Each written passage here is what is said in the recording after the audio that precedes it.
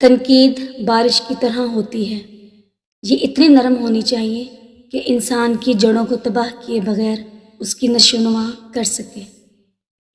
ہر کوئی لمبی زندگی چاہتا ہے، لیکن کوئی بھی اپنے آپ کو بوڑھا نہیں کہنا چاہتا۔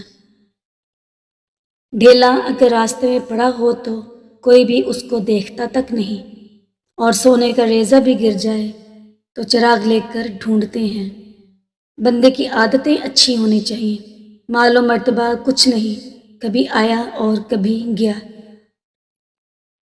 ہم جو بھی کرتے ہیں وہ کبھی غلط نہیں رکھتا، ہمیں غلط صرف وہی لگتا ہے جو دوسرے کرتے ہیں۔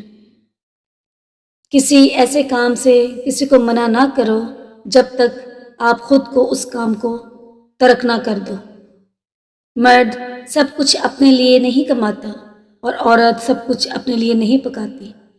خوشیاں تقسیم کرنا اصل خوشیوں کا سبب ہے۔ مرد کا امتحان عورت ہے اور عورت کا امتحان روپے پیسے سے ہوتا ہے۔ عورت اپنے شوہر سے بات تو منوا سکتی ہے، لیکن اس کے دل میں محبت اور عزت حاصل نہیں کر سکتی۔ کوشش کریں پیار محبت سے بات کو منوائیں۔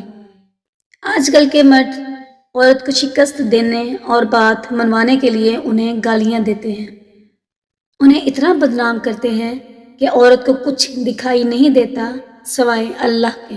مرد کہتا ہے مجھے تم سے پیار ہے، جیسے قیدی کہتا ہے ہم بے قصور ہیں۔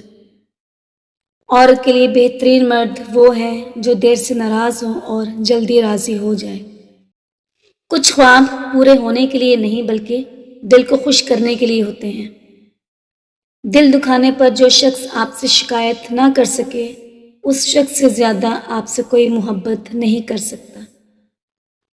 اکثر اوقات عورت کی بے انتہا محبت مرد کو بے وفا بنا دیتی ہے۔ جو غصے میں چھوڑ جائے وہ واپس آ سکتا ہے، لیکن جو مسکرا کر چھوڑ جائے وہ کبھی واپس نہیں آتا۔ رشتہ معصوم پرندے کی طرح ہوتا ہے، اگر سختی سے پکڑو گے تو مر جائے گا، نرمی سے پکڑو گے تو اڑ جائے گا، لیکن محبت سے پکڑو گے تو ساری عمر ساتھ نبھائے گا۔ کبھی کبھی خاموش رہنا بہتر ہوتا ہے بجائے اس کے کہ آپ لوگوں کو بتائیں کہ آپ کیسا محسوس کر رہے ہیں، کیونکہ یہ چیز تکلیف کا باعث بنتی ہے کہ لوگ آپ کو سنتے ہیں لیکن سمجھ نہیں پاتے۔ جو لوگ خود سے باتیں کرتے ہیں ایسے لوگ ذہین اور خود اعتماد ہوتے ہیں۔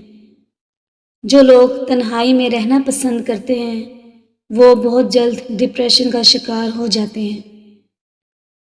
جن عورتوں کے سامنے والے دانت بڑے ہوتے ہیں اکثر ایسی عورتیں کمزور صحت کی مالک ہوتی ہیں۔